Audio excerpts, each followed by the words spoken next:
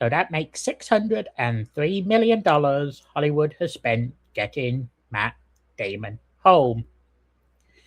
Now, for me, I went into this film with high, high expectations, mainly because Nolan is probably my favorite director currently going, close between him and Mike Flanagan, and this is my favorite story of all time.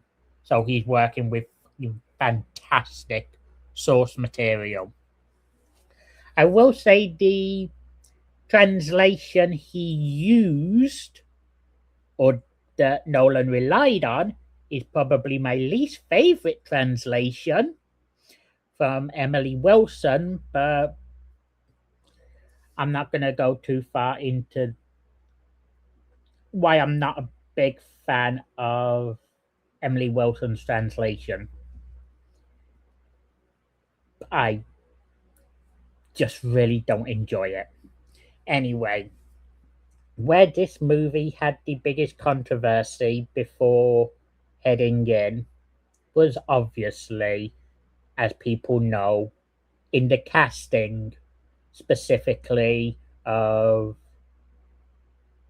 Scion, played by Elliot Page, and Helen of Sparta, played by Lupita Nyong'o. And yes, I will refer to her as Helen of Sparta, not Helen of Troy. And for what they had, I think they only had like 10 minutes screen time between them. I felt like the two of them did perfectly fine. Um, Elliot Page as Scion, especially in that underworld scene, was fucking intense. So huge round of applause to him for being able to embody a character that isn't even in the main source material. I think they might be referenced in the Aeneid, but I'm not 100% sure on that. But they played the soldier left behind by the Greeks as a sacrifice for the horse.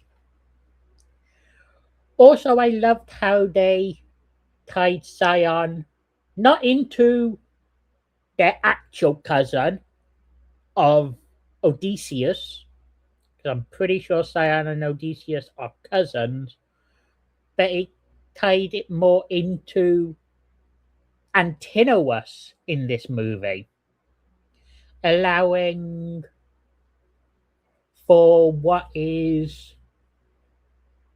a fairly cowardly character to just look even more cowardly. Um, Lupita Nyong'o, I can't really say much. He only had about 4 minutes of screen time. I'm not necessarily thrilled with the direction Nolan took with the Helen of Sparta character. But again, 4 minutes, it's not really going to do much. The one big casting change, no, actually, there's two big casting changes I would have made. I don't want this to come off as me being anti Zendaya. I'm a huge Zendaya fan. She was not a good Athena. I did not believe her in that role in the slightest. For someone like Athena, you need someone bold and I wouldn't say rugged, but mature. In this movie, Zendaya looked like she's like 17 or 18. The one casting change I would have made outside of Zendaya, though, Take Samantha Morton as Cersei. Take Charlize Theron as Calypso. Flip them round. Not so much because I think Samantha Morton would make a fantastic Calypso, but Charlize Theron screams Cersei to me. So I feel if those two had been flipped, this could have been a little bit stronger. Now, some of the things in this movie that I like, anyone who's ever read the source material will know that the first four books, known as the Telemachy, mean we actually start in Ithaca with Telemachus and Penelope trying to ward off the suitors before Telemachus eventually goes off to Pylos to meet Nestor. Didn't include that, and then to Sparta to meet Menelaus and Helen. I cannot think of a single Odyssey adaptation before this one to include the Telemachy. The first half of the first act of this movie was dedicated solely to the Telemachy.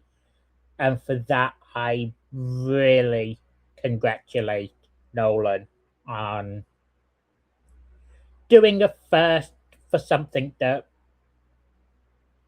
is normally difficult for adaptations, hence why I don't think I've seen it. It can mess with the pace for a movie version, but it's faithful to the source material.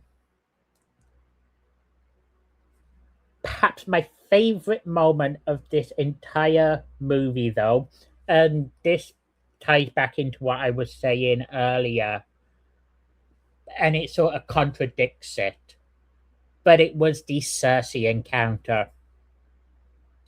I'm normally not a fan of more body horror sort of shit. I love horror, but I'm normally skittish when it comes to body horror. However, that sequence, to anyone who knows the source material, Cersei turns Odysseus's men to pigs, actual swine, and the way this is done in the movie is absolutely horrifying and beautiful at the same time. I don't want to give too much away in case anyone hasn't watched this, but let's just say Play Doh. Play Doh.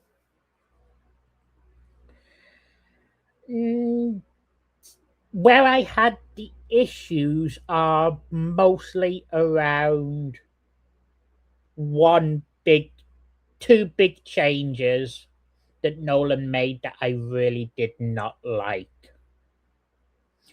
First of all, again, it's a 2800, 2,800 year old story, possibly older than that. So I don't think you can really give a spoiler to the source material, but the Polyphemus encounter. Two big issues I had with that. Number one, no man. Where is Odysseus calling himself no man to trick Polyphemus? He possibly the most important part of the entire Polyphemus encounter is that no man sequence, and it is completely excluded here. and then the lack of Odysseus doxing himself. I almost said docking, doxing himself. Famously, he reveals his name to the Cyclops as he is escaping, which caused pretty much all of his problems for the rest of the story. If he hadn't doxed himself, he probably would have made it home at 3 years after the war, not 10. And then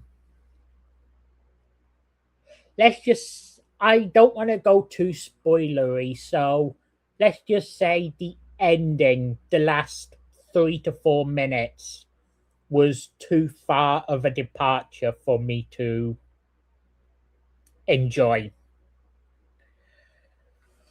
A little thing that niggled me during this entire thing was the constant use of the phrase Zeus's law.